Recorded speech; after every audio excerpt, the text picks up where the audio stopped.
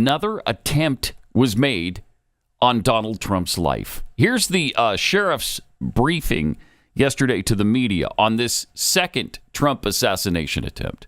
All right, so when we get done, think about your questions, because we're not going to take a lot.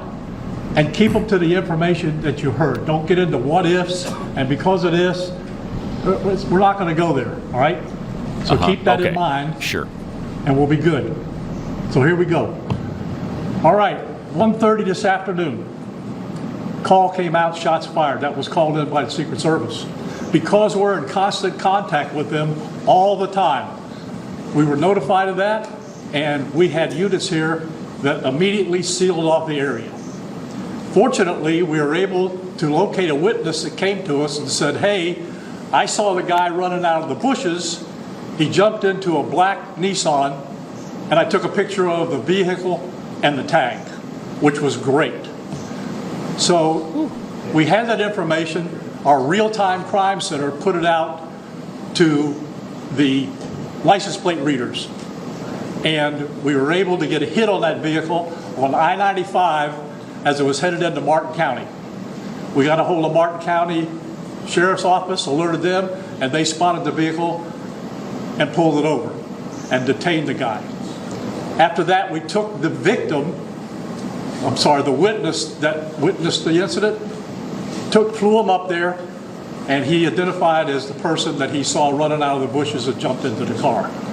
Now, in the bushes where this guy was is a AK-47 style rifle with a scope, 2 backpacks which were hung on the fence that had ceramic tile in them, and a GoPro, which he was going to take pictures of. So those are being processed right now. The Secret Service agent that was on the course did a fantastic job. What they do is they have an agent that jumps one hole ahead of time to where the president was at. And he was able to spot this rifle barrel sticking out of the fence and immediately engage that individual, at which time the individual took off. So that's what we know about the investigation. We have somebody in custody right now that is a potential suspect. We got a little bit more work to do on it. But as we usually do, as soon as we decide that we're going to book him into the county jail and the charges that he's going to be booked into, we'll get those to you and we'll get a picture of him and we'll get you his background. Okay. So now I'm going to turn it over to the representative of the Secret Service. All righty. And I'm guessing we're going to get some super valuable information from the Secret Service official. That I'll bet that was riveting. How come you don't have that, Chris?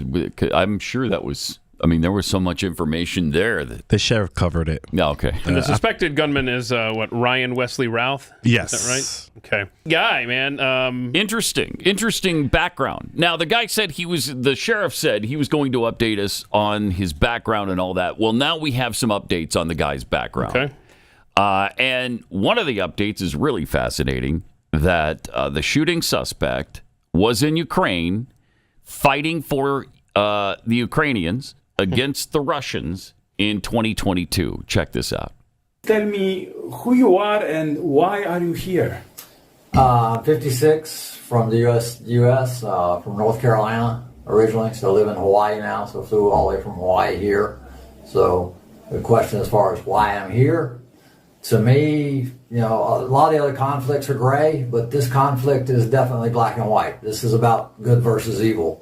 This is a storybook, any movie we've ever watched, this is definitely evil against good. I mean, we're battling a situation here where, the Ukrainians and the rest of the world are caring and kind and generous and caring, kind, unselfish. generous. They're almost a perfect people, really. Sounds like, doesn't it? It's just a matter of, we need to stand up for that. That is the most important thing in the world, is just to show human beings that we're kind and we're caring and that we take care of one another and that the world is united so that we feed each other and make sure that, we all move forward as one collective whole unit.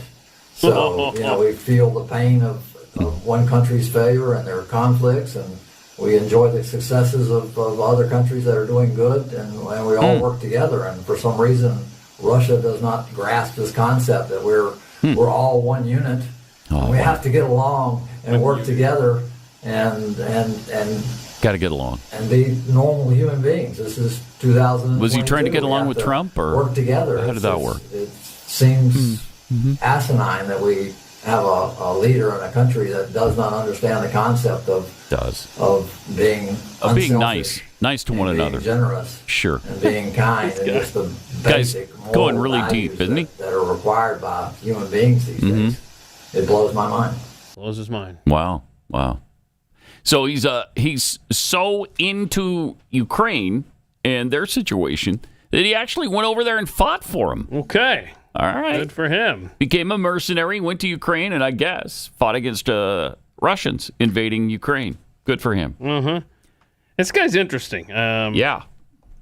Very. I have a story here from Wired magazine about how in 2002 in North Carolina, Greensboro, North Carolina, he got pulled over by police during a traffic stop. Bottom line is he ended up barricading himself for 3 hours. And he had a fully automatic machine gun. Oh, wow.